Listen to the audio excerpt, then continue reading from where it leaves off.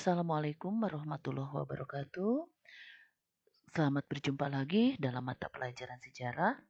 Kali ini kita akan membahas mengenai materi tentang pembagian zaman di bumi ini berdasarkan ilmu geologi. Sebelumnya kita harus tahu dahulu, geologi itu apa sih? Geologi adalah ilmu yang mempelajari lapisan kulit bumi. Nah, menurut ilmu geologi, pembagian zaman itu dibagi dalam beberapa zaman.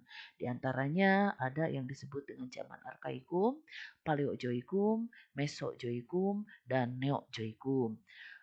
Zaman yang pertama yaitu zaman Arkaikum atau disebut juga Ajoikum. Diperkirakan berlangsung sekitar 2.500 juta tahun. Pada saat ini kulit bumi masih sangat panas karena masih dalam proses pembentukan. Jadi belum ada tanda-tanda kehidupan. Kemudian masuk zaman kedua yaitu zaman Paleozoikum. Zaman Paleozoikum ini diperkirakan sekitar 340 juta tahun. Pada saat ini bumi masih belum stabil, iklim masih berubah-ubah, dan curah hujan sangat besar. Nah, pada masa ini ada kehidupan, tetapi masih ditandai dengan kehidupan-kehidupan yang merupakan makhluk-makhluk kecil saja. Seperti misalnya yaitu ada mikroorganisme, ada ikan, ada amfibi, reptil, dan lain sebagainya. Pada zaman ini, karena ini merupakan zaman pertama, maka sering disebut dengan zaman primer. Kemudian zaman selanjutnya kita sebut dengan zaman Mesozoikum. Diperkirakan sekitar 140 juta tahun yang lalu. Nah, pada masa ini suhu di muka bumi sudah mulai membaik, meskipun toh masih tetap ada perubahan-perubahannya. Kadang tinggi sekali, kadang rendah sekali. Dan pada masa Mesozoikum ini binatang seperti misalnya amfibi tumbuh dengan subur. Kemudian pada zaman ini bumi dikuasai oleh jenis makhluk reptil, sehingga pada zaman Mesozoikum ini sering disebut dengan zaman reptil dan juga sering disebut dengan zaman sekunder atau zaman kedua.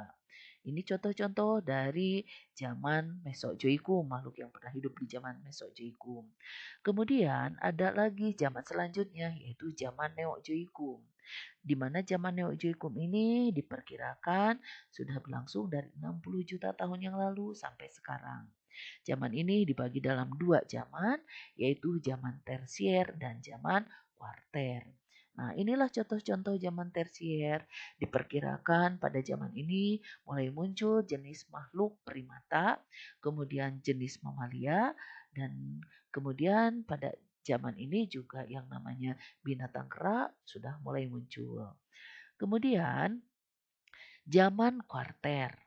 Pada zaman kuarter diperkirakan berlangsung sekitar 600.000 tahun yang lalu, di mana zaman kuarter ini dibagi dalam dua zaman, yaitu Pleistosin dan Holosen.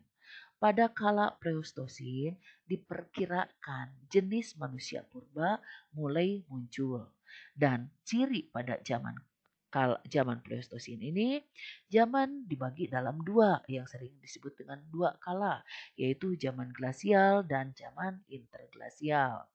Zaman glasial sering disebut dengan zaman es karena pada saat itu sebagian muka bumi dilapisi oleh es ya. Kemudian zaman selanjutnya yaitu zaman interglasial. Zaman ini merupakan kebalikan dari zaman glasial. Pada zaman ini es mulai mencair. Karena itu, ya karena es mulai mencair, maka terjadilah banjir di mana-mana sehingga banyak daratan yang tertutup oleh air. Jadi permukaan air laut naik, maka pada saat ini daratan mulai terpisah-pisah oleh lautan dan selat. Maka mulai bermunculanlah banyak pulau-pulau ya. Eh, Kemudian pada masa zaman es ya, binatang-binatang yang berbulu tidak tebal itu melakukan migrasi ya, seperti misalnya untuk di kawasan Asia ada yang melakukan migrasi ke Pulau Jawa melalui Malaysia, ada juga yang melalui Formosa, Filipina, Kalimantan sampai ke Sulawesi. Kemudian juga pada zaman kuarter, pada zaman ini pada zaman kuarter ya, terutama di sini zaman Holosen, yang namanya manusia itu mulai lenyap, yaitu manusia purba. Dan muncullah jenis manusia cerdas yang disebut dengan Homo sapiens.